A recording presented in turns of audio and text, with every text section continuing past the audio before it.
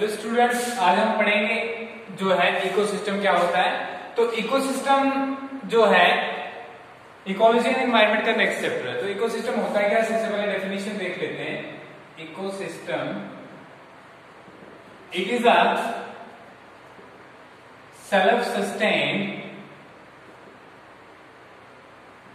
and self-regulating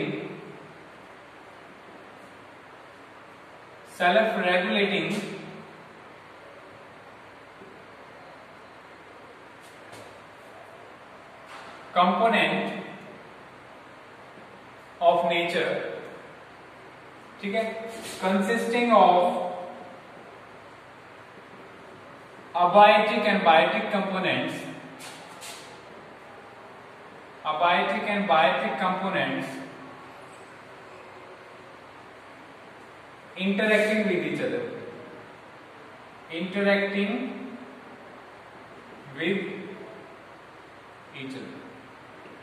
ठीक है। तो इकोसिस्टम होता क्या है? इकोसिस्टम एक सेल्फ सस्टेन्ड और सेल्फ रेगुलेटिंग कंपोनेंट है नेचर का, ठीक है। क्या मतलब है कि सेल्फ सस्टेन का मतलब है कि ये सेल्फ पर डिपेंडेंट होता है। इसके अंदर जो भी सारी चीजें चल रही होती हैं, जैसे कि एनर्जी फ्लो चल रहा होता है, ठीक है। इसके अलावा फूड चेन्स, फूड वेब्स जो है सारी जो है, और न्यूट्रिएंट साइक्लिंग जो इसके बीच में हो रही होती है, वो सारा इसी के अंदर जो है एक यूनिट के अंदर हो रहा होता है, ठीक है। ये बड़ा भी हो सकता है, छोटा भी हो सकता है, लेकिन बेसिक डेफिनेशन इसकी यही है कि एक सेल्फ सस्टेन और सेल्फ रेगुलेटिंग कंपोनेंट है नेचर का, जो किससे बना होता है? अबायोटिक और बायोटिक कंपोनेंट। तो टर्न्सले ने जो है, टर्न्सले साइंटिस्ट का नाम है, उसने जो है इकोसिस्टम टर्म काइन की थी। क्या की थी? इकोसिस्टम टर्म को उसने काइन किया था, ठीक है। तो ये हो गया। इसके बाद देखा कब किया था? 1935 में उसने इसको कॉइन किया, ठीक है, हो गया। अब हम देखते हैं कि जो है डिविजन्स क्या है या टाइप्स क्या है इकोसिस्टम की। जनरली इकोसिस्टम जो है दो टाइप्स का होता है। कितना होता है? दो टाइप्स का। अब कौन कौन सा है वो? टेरेस्ट्रियल इकोसिस्टम, टेरेस्ट्रियल, और नंबर 2 है एक्वेटिक, एक्वेटिक इकोसिस्टम, ठीक है। टेरेस्ट्रियल इकोसिस्टम में क्या होता है? टेरेस्ट्रियल इकोसिस्टम के अंदर जो है बहुत सारे टाइप के इकोसिस्टम आएंगे, जैसे कि फॉरेस्ट इकोसिस्टम आ गया, ठीक है, फॉरेस्ट इकोसिस्टम। फिर हमारे पास ग्रासलैंड इकोसिस्टम आ गया, ग्रासलैंड इकोसिस्टम।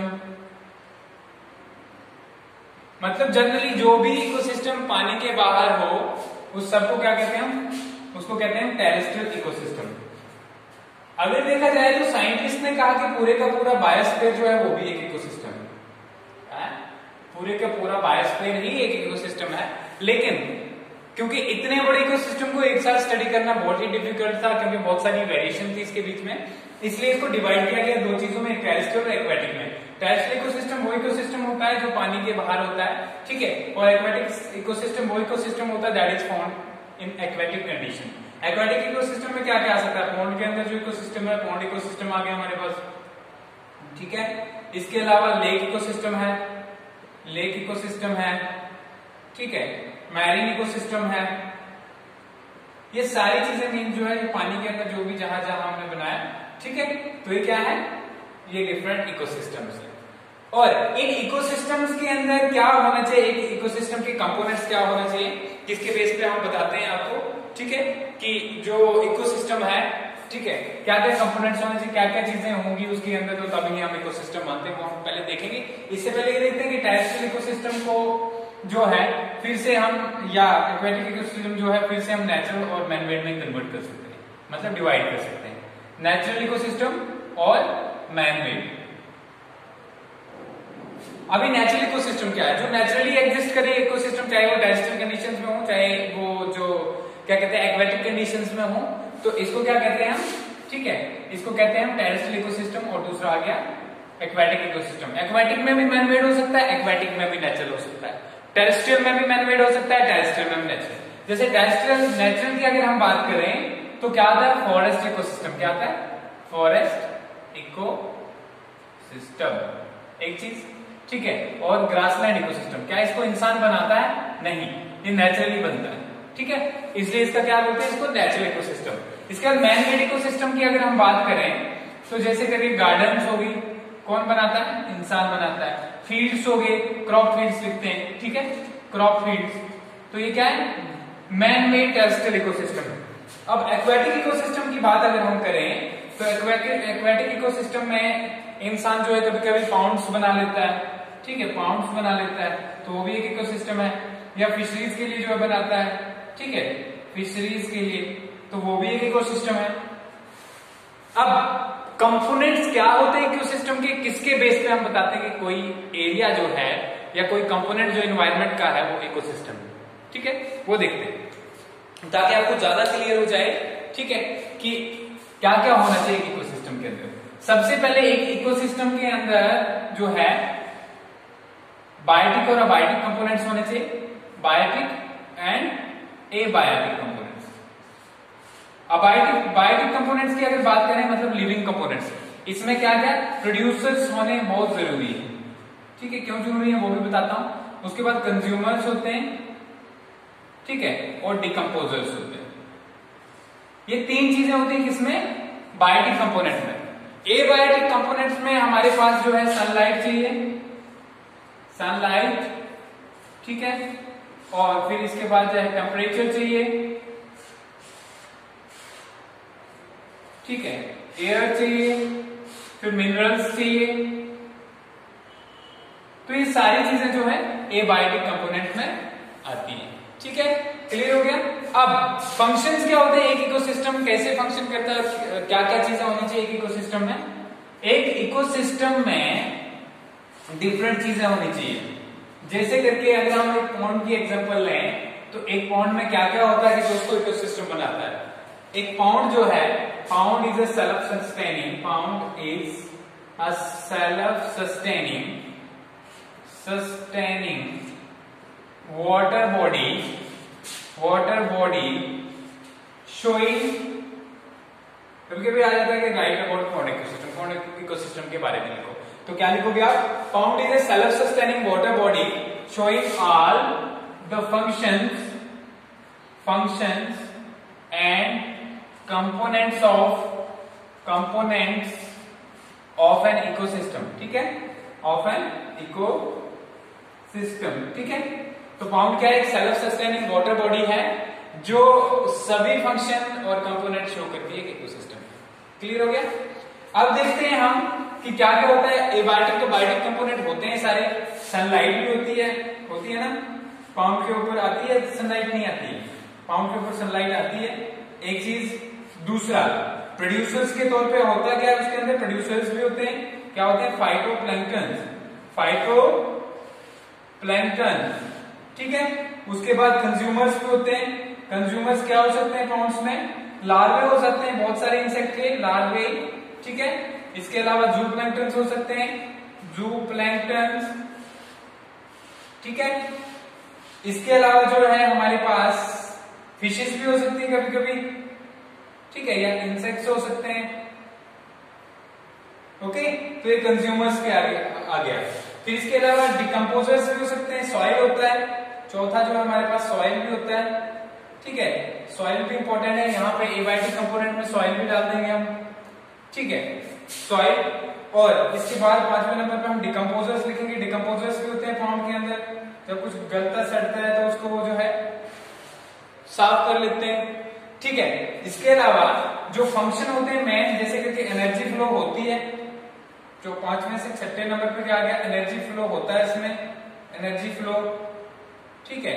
न्यूट्रिएंट साइक्लिंग होता है, न्यूट्रिएंट साइक्लिंग, तो ये सारी चीजें होगी, इनको डिटेल में पढ़ने वाले हैं। एनर्जी फ्लो हो गया, न्यूट्रिएंट साइक्लिंग होगी, ट्रॉपिकल लेवल्स हो गए, ठीक है, ट्रॉपिकल लेवल्स में ये प्रोड्यूसर कंज्यूमर्स वगैरह आएगा, ट्रॉपिकल लेवल्स हो गए, तो ये सारी जो है चीजें होती है, ठीक है।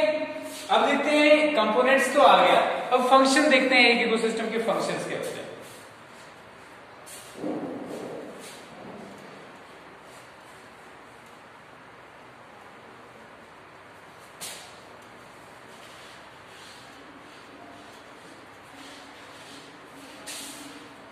अगर हम बात करें एक इकोसिस्टम के फंक्शंस की, तो इकोसिस्टम के 4 फंक्शन होते हैं। क्या क्या होते हैं?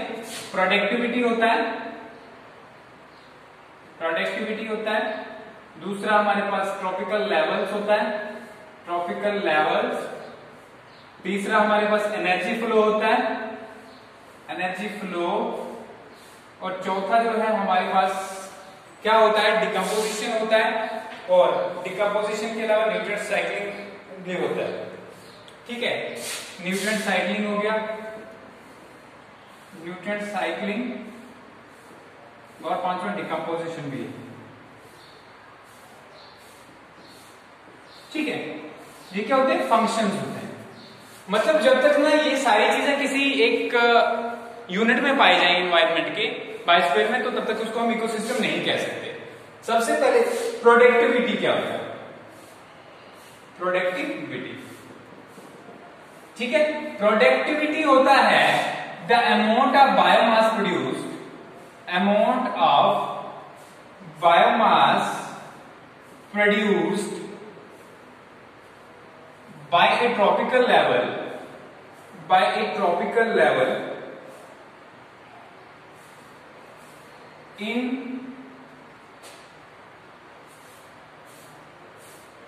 an year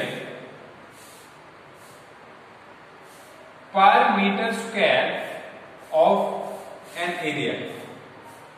ठीक है, क्या है कि जो अमाउंट है बायोमास का, ठीक है, जो किसने प्रोड्यूस किया? एक ट्रॉपिकल लेवल ने प्रोड्यूस किया एक साल के अंदर और 1 मीटर स्क्वायर के अंदर। तो इसको कैसे लिख सकते हैं हम?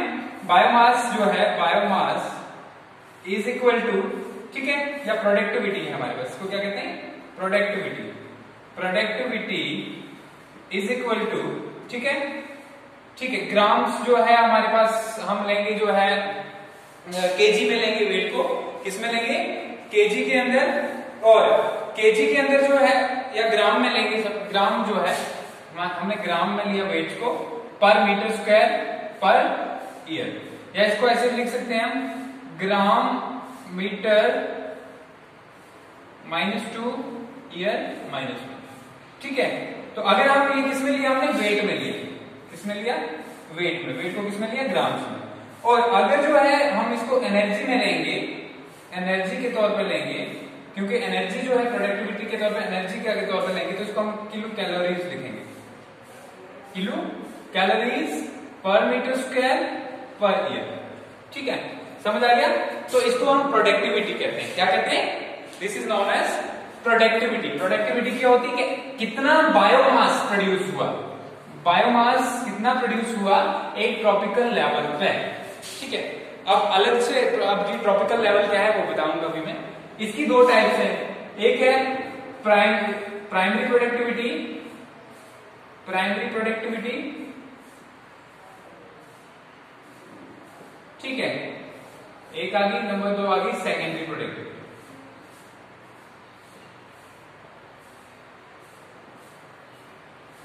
देखो यहां पे प्राइमरी प्रोडक्टिविटी क्या है, यहां पे ट्रॉपिकल लेवल्स भी थोड़ा क्लियर हो जाएगा। प्राइमरी प्रोडक्टिविटी होती है, आपको पता है प्रोडक्टिविटी क्या होता है? Amount of biomass produced. वो सेम रहेगा, चेंज नहीं होगा, वही रहेगा। क्या रहेगा? Amount of biomass, biomass produced. हमने उसमें क्या लिखा था? बाय ए ट्रॉपिकल लेवल, मतलब ट्रॉपिकल में कुछ भी हो सकता था, प्रोड्यूसर्स कंज्यूमर्स कुछ भी हो सकता है। पर यहां पे क्या आएगा? Amount of biomass produced bye producers of an ecosystem, producers of an ecosystem. एक इकोसिस्टम के प्रोड्यूसर्स जो है, प्रोड्यूसर्स में क्या आता है? प्लांट्स आ सकते हैं। ठीक है, समझ आ गया? या बैक्टीरिया आ सकते हैं फोटोसिंथेटिक, जो फोटोसिंथेसिस करते हैं। अब producers of an ecosystem during an year per square metre of an area. ठीक है, फिर से प्राइमरी प्रोडक्टिविटी है। इसको फिर से डिवाइड किया हुआ हमने 2 टाइप्स में। It is of 2 types, it is of 2 types. पहली आ गई हमारे पास gross primary productivity, gross primary productivity, ठीक है। और दूसरी हमारे पास आ गई net primary productivity, net primary productivity, ठीक है। दो टाइप्स की है, ग्रॉस प्राइमरी प्रोडक्टिविटी और नेट प्राइमरी प्रोडक्टिविटी। अब ग्रॉस प्राइमरी प्रोडक्टिविटी देखते हैं होता क्या है। प्रोडक्टिविटी क्या हुआ, amount of biomass produced by A tropical level, और प्राइमरी की बात आएगी तो प्रोड्यूसर्स। अब ग्रॉस प्राइमरी प्रोडक्टिविटी क्या होता है वो देख लेते हैं। ग्रॉस प्राइमरी प्रोडक्टिविटी, ठीक है। तो ग्रॉस प्राइमरी प्रोडक्टिविटी होती है the amount of biomass produced by the producers, ठीक है, बाय कंज्यूमिंग और by absorbing the solar radiation, total amount of energy जो भी प्रोड्यूस हुई, ठीक है। जो भी बायोमास प्रोड्यूस हुआ टोटल ग्रॉस बायोमास प्रोड्यूस्ड, ठीक है, उसमें बाद में जो है कुछ यूज हो जाएगा, कुछ रेस्पिरेशन में यूज हो जाएगा, कुछ ग्रेजिंग वगैरह से जो उनको जो है पार्ट्स डैमेज हो जाएंगे प्लांट्स के, तो वो हट जाएगा। लेकिन जो उन्होंने एक साल में प्रोड्यूस की रेस्पिरेशन को छोड़ के, ठीक है, क्या है, the amount of biomass produced by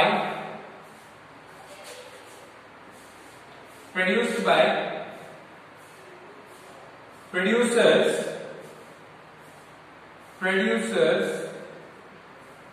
of an ecosystem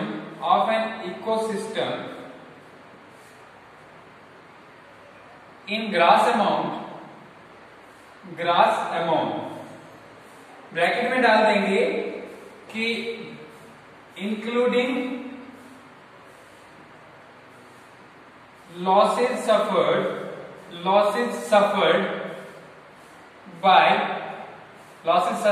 by respiration and grazing in 1 meter square of area in a single year,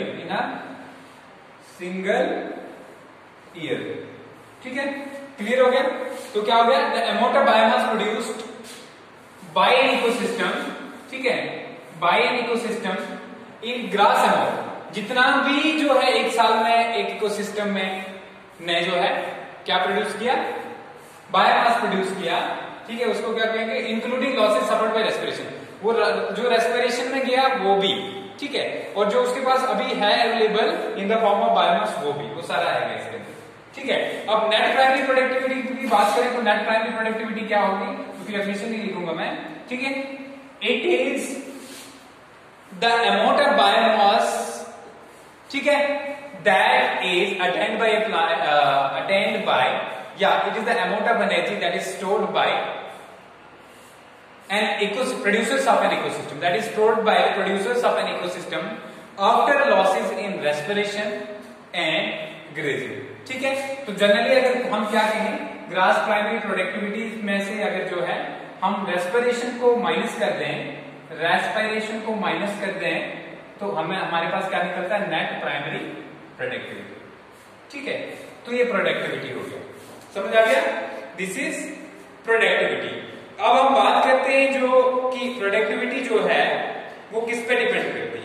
तो प्रोडक्टिविटी की अगर हम बात करें तो बहुत सारी चीजों पे डिपेंड करती है, जैसे कि सोलर रेडिएशंस पे डिपेंड करती है, टेम्परेचर पे डिपेंड करती है। सोलर रेडिएशंस पे कैसे, सोलर रेडिएशन कैसे डिपेंड करती है सोलर रेडिएशन पे, क्योंकि जितना ज्यादा अमाउंट सोलर रेडिएशंस की होगी, जैसे कि ट्रॉपिकल एरियाज में सबसे ज्यादा जो है, ट्रॉपिकल एरियाज में सबसे ज्यादा सोलर रेडिएशन पाई जाती है, ठीक है, इसलिए वहां पे जो है क्या पाया जाता है, ज्यादा से ज्यादा जो है हमारे पास डाइवर्सिटी है, क्या है, डाइवर्सिटी, ठीक है, वहां पे सबसे ज्यादा बायोमास प्रोड्यूस। जब हम पोलर रोड चलते हैं, पोलर रीजन्स की तरफ चलते हैं, तो वहां पे कम जो है बायोमास की प्रोडक्शन होती है, ठीक है, समझ आ गया। इसी तरीके से अगर हम बात करें टेम्परेचर की बात करें, तो टेम्परेचर जो है जैसे जैसे जहां टेम्परेचर बढ़ा हुआ होगा, जैसे कि ट्रॉपिकल एरियाज में ज्यादा होता है, ट्रॉपिकल एरियाज में ज्यादा टेम्परेचर रहता है, तो वहां पे क्या होता है, वहां पे प्रोडक्टिविटी ज्यादा होती है। और टेम्परेचर जैसे पोलर रीजन्स की बात करें तो बहुत कम टेम्परेचर होता है, इसलिए वहां पे प्रोडक्टिविटी भी कम होती है। ठीक है, क्लियर हो गया। नेक्स्ट है इसमें हमारा, नेक्स्ट है प्रोडक्टिविटी के बाद है ट्रॉपिकल लेवल्स। ठीक है, ट्रॉपिकल लेवल्स क्या होते हैं? ट्रॉपिकल लेवल्स होते हैं जब हम एक इकोसिस्टम में डिफरेंट पॉपुलेशंस को अरेंज करें, ठीक है, डिफरेंट ऑर्गेनिजम्स को लेवल करें, तो उनका एक अपना जो है फूड चेन में एक अपनी प्लेस आती है, तो उसको क्या कहते हैं हम? उसको कहते हैं ट्रॉपिकल लेवल्स। तो डिफरेंट ट्रॉपिकल लेवल्स क्या है? हमारे पास प्रोड्यूसर्स हैं। प्रोड्यूसर्स आपको पता है क्या आते हैं? प्रोड्यूसर्स होते हैं, ठीक है, all autotrophs that synthesise their own food. ठीक है, चाहे वो किसी भी मेथड से जो है सिंथेसाइज करते हैं, जिसमें हमारे प्लांट्स भी आते हैं, they are known as producers. ठीक है, उनको क्या कहते हैं? प्रोड्यूसर्स। उसके बाद दूसरा आ गया हमारे पास कंज्यूमर्स। ठीक है, कंज्यूमर्स जो होते हैं the organisms next in the tropical levels, ठीक है, to the producers are known as consumers. ठीक है, जब ट्रॉपिकल लेवल पे को हम लेते हैं तो ट्रॉपिकल लेवल्स में जो ऑर्गेनिजम्स होते हैं, ठीक है, सबसे बॉटम पे क्या आ रही है? प्रोड्यूसर्स आ गए। ठीक है, प्रोड्यूसर्स के बाद जो प्रोड्यूसर्स के ऊपर फीड करें उनको क्या कहते हैं? कंज्यूमर्स। ठीक है, अब ये कंज्यूमर्स जो हैं ये डिफरेंट टाइप्स के होते हैं। एक होते हैं प्राइमरी कंज्यूमर्स, ठीक है, प्राइमरी कंज्यूमर्स। प्राइमरी कंज्यूमर्स वो कंज्यूमर्स होते हैं जो डायरेक्टली किसके ऊपर फीड करते हैं? प्लांट्स के ऊपर फीड करते हैं, ठीक है, या प्रोड्यूसर्स के ऊपर फीड करते हैं, डायरेक्टली प्रोड्यूसर्स। ठीक है, तो इनको क्या कहते हैं? Primary consumers. जैसे करके हमारे पास क्या आता है? डियर आ जाता है, हिरन, ठीक है, काऊ आता है, शीप आता है, तो ये किसके ऊपर डायरेक्टली फीड करते हैं? इनके पत्तों वगैरह पे फीड करते हैं, तो इनको हम क्या कहते हैं? Primary consumers.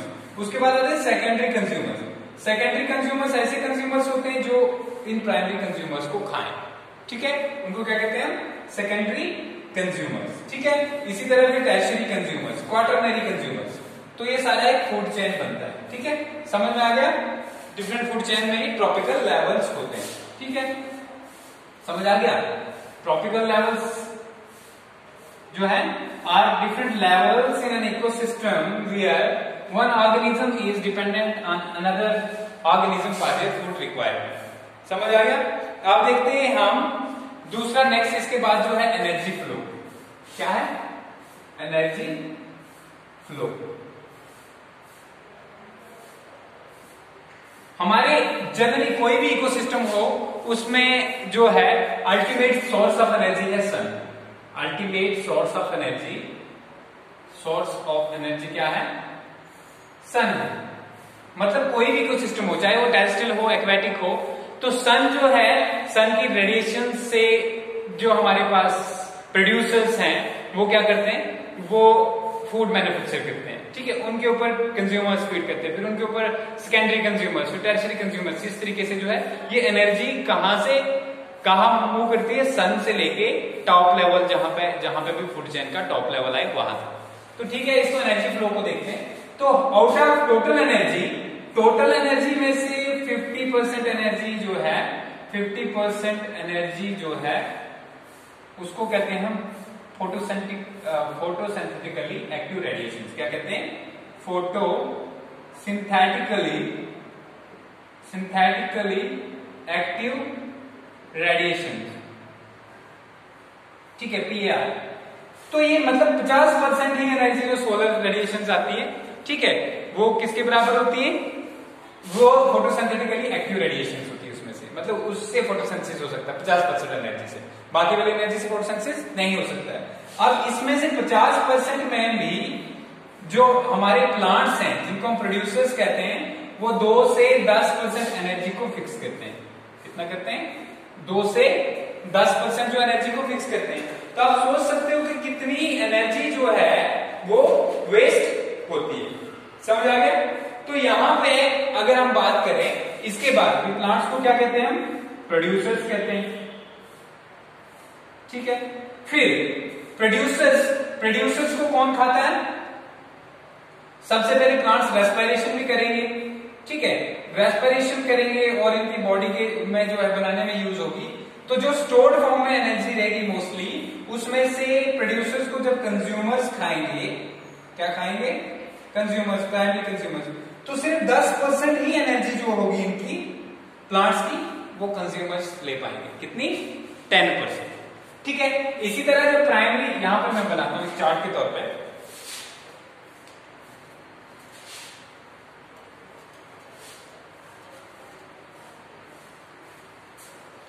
सबसे पहले एनर्जी फ्लो होता है क्या, ये बताएंगे।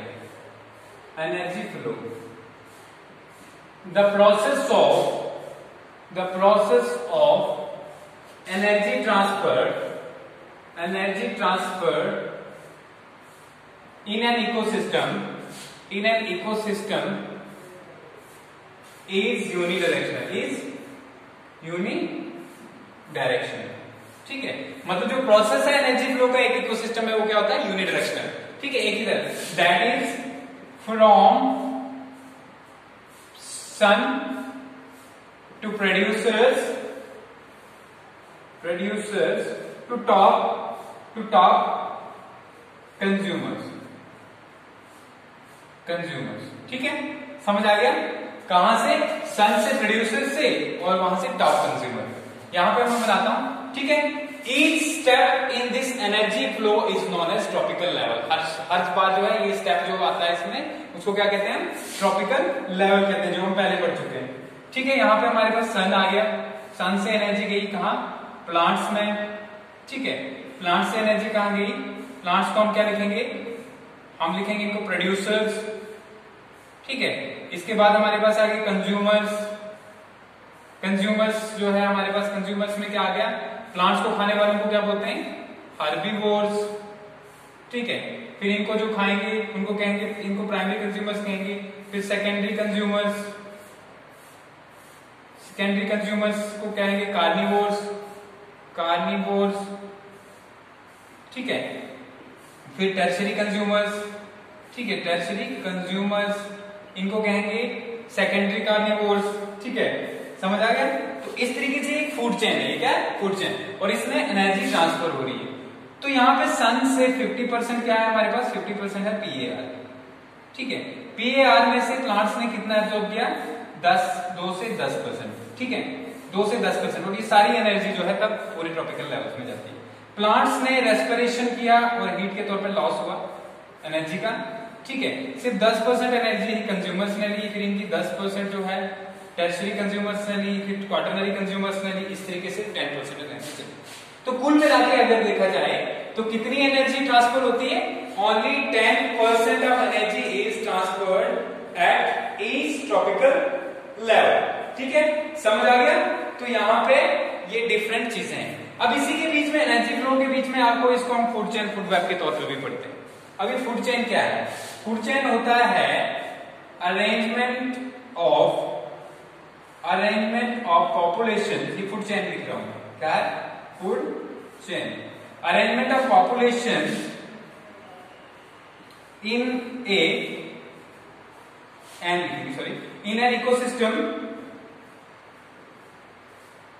where one obtains its food by predating on other and becoming the food of others at the same time। ठीक है, समझ आ गया? अरेंजमेंट ऑफ पॉपुलेशंस क्या होती है? एक ही जो स्पीशी की जो पूरे जो इंडिविजुअल्स होते हैं उसको पॉपुलेशन कहते हैं। तो जब हम पॉपुलेशन को ऐसे अरेंज करें कि एक जो है दूसरे का खाना बन रहा है और वो दूसरा जो है अगले का खाना बन रहा है, तो इस तरीके से एक चेन बन जाती है। ठीक है, तो चेन, जो फूड चेन्स होती है, 2 टाइप्स की होती है। कितनी टाइप्स होती है? कभी कभी ये भी आ जाता है, 2 टाइप्स की हो जाती है। कौन कौन सी होती है? एक ग्रेजिंग फूड चेन होता है और एक डेट्रिटस फूड चेन होता है। ठीक है, क्या होता है? Grazing food chain, detritus food chain. Grazing food chain में क्या होता है? हमारे पास सेम चीजें होती है ग्रेजिंग फूड चेन में। सबसे पहले जो है हमारे पास होता है प्रोड्यूसर्स, कंज्यूमर्स, टर्शरी कंज्यूमर्स, ये सब चीजें आती है। ठीक है, ऑलरेडी पता है। एग्जांपल बतानी होगी तो ये ग्रास आ गया। ग्रास को जो है हमारे फ्रॉग ने खाया, फ्रॉग को स्नेक ने खाया, स्नेक को हाक ने खाया। ठीक है, तो ये क्या आ गया हमारे पास? ग्रेजिंग फूड चेन आ गई। या दूसरी तरफ ग्रास आया हमारे पास, ग्रास को डियर ने खाया, डियर को लाइन ने खाया। ठीक है, 2 से पूर्ण ये जो है हमारे पास ये सारे स्टेप्स हैं फूड चेन में, इसको क्या कहते हैं? ट्रॉपिकल लेवल कहते हैं। क्या कहते हैं? Tropical level. क्लियर हो गया? अब यहाँ पे ये फूड चेन की टाइप्स होगी। दूसरी है detritus food chain. Detritus food chain जो है शॉर्ट होती है, जैसे एक ऑर्गेनिज्म या कोई भी प्लांट या एनिमल डेड होता है, उसके बाद जो उसके ऊपर डिकम्पोजर्स लगते हैं। ठीक है, डिकम्पोजर्स, चाहे वो उसमें हमारे पास क्या हो, बैक्टीरिया हो, चाहे अर्थवर्म्स हो, चाहे फंजाई हो, डिफरेंट चीजें ये जो है ये डिकम्पोजिशन, जिसको हम अगले में पढ़ेंगे। ठीक है, समझ में आ गया? तो ट्रॉपिकल लेवल, एनर्जी फ्लो और न्यूट्रिएंट साइकिल, और न्यूट्रिएंट साइकिलिंग और डिकम्पोजिशन हमारे पास अभी बच रहा है। ठीक है, तो इसको हम देखेंगे नेक्स्ट लेक्चर में।